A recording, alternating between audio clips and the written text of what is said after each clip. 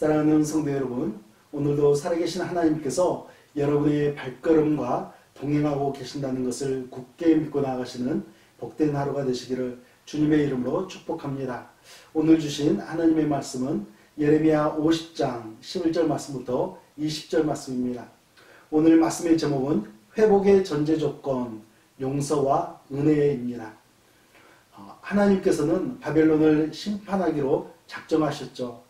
11절 말씀입니다. 나의 소유를 노력하는 자여, 너희가 즐거워하며 기뻐하고 타작하는 송아지같이 발굽을 구르며 군마같이 우는도다. 하나님께서 바벨론을 어떻게 부르고 있습니까? 나의 소유를 노략질하는 자라고 부르고 있습니다.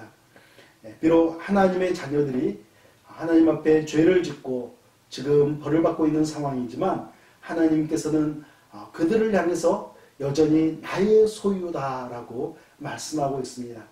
오늘 이 말씀을 함께 나누고 있는 여러분도 하나님의 소유이시며 하나님의 것이라는 것을 분명하게 기억하시기 바랍니다. 14절 말씀입니다. 바벨론을 둘러 대열을 벌이고 화를 당기는 모든 자여, 화살을 아끼지 말고 쏘라. 그가 여호와께 범죄하였음이라. 하나님은 하나님의 소유를 건드렸던 바벨론을 향해서 엄중한 보복, 완전한 심판을 행하신다라고 말씀합니다. 하나님은 바벨론을 향해서 화살을 아끼지 말라, 빗발치는 화살을 그들로 쏘라라고 말씀하고 있죠. 그 이유가 무엇입니까? 여호와께 범죄했기 때문에, 하나님의 소유를 노략질했기 때문에, 하나님의 소유를 건드렸기 때문이라고 가르쳐주고 있습니다. 여러분은 확실하게 하나님의 소유라는 것에 늘 기쁨과 감사함으로 살아가기를 바랍니다. 하나님은 여러분을 사랑하시고 보호하시고 또 여러분을 괴롭게 하는 자들에게는 하나님께서 보복하신다는 사실을 여러분 꼭 기억하시기 바랍니다. 19절 말씀입니다. 이스라엘을 다시 그의 목장으로 돌아가게 하리니 그가 갈멜과 바산에서 양을 기를 것이며 그의 마음이 에브라임과 길르앗산에서 만족하리라.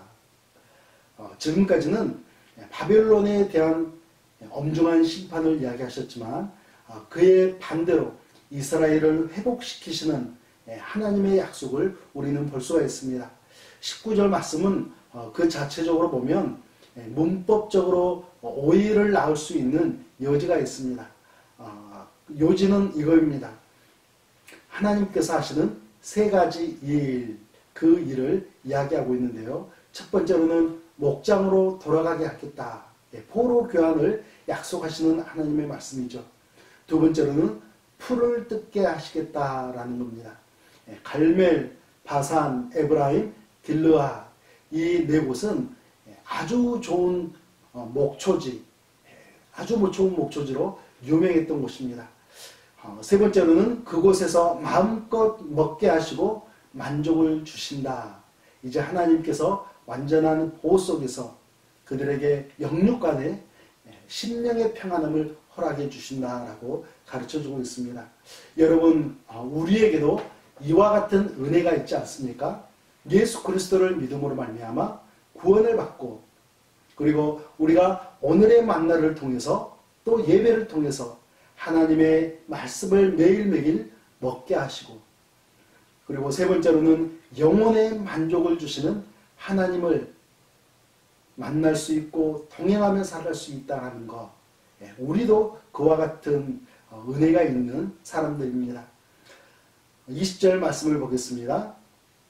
여호와의 말씀이니라. 그날 그때에는 이스라엘의 죄악을 찾을지라도 없겠고 유다의 죄를 찾을지라도 찾아내지 못하리니 이는 내가 남긴 자를 용서할 것임이라.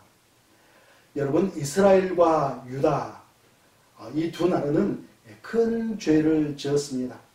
우상 숭배의 죄, 불순종의 죄, 하나님을 믿지 않고 하나님을 등졌던 큰 죄를 저질렀습니다. 그로 인해서 하나님은 징계의 채찍을 결정하셨지만 이제 그들을 향해서 용서하겠다라고 하나님께서 말씀하고 있습니다. 사랑하는 성도 여러분, 여러분은 하나님의 소유입니다. 예, 하나님의 것이에요.